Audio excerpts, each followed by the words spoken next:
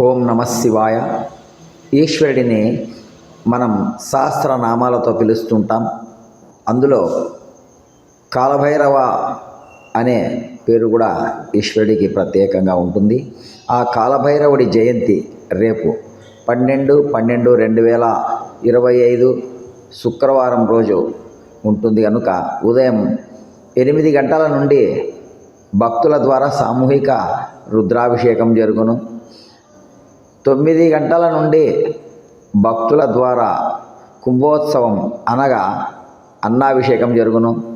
ఎవరైనా అన్నాభిషేకంలో పాల్గొనదలిచిన వారు ఒక 5 గ్లాసుల బియ్యాన్ని అన్నంగా తయారు చేసుకొని తీసుకొని వచ్చి కుంభోత్సవంలో పాల్గొని కాలభైరవ స్వామి లింగమునకు అన్నాభిషేకం చేసి స్వామివారి అనుగ్రహానికి పాత్రులు కాగలరు.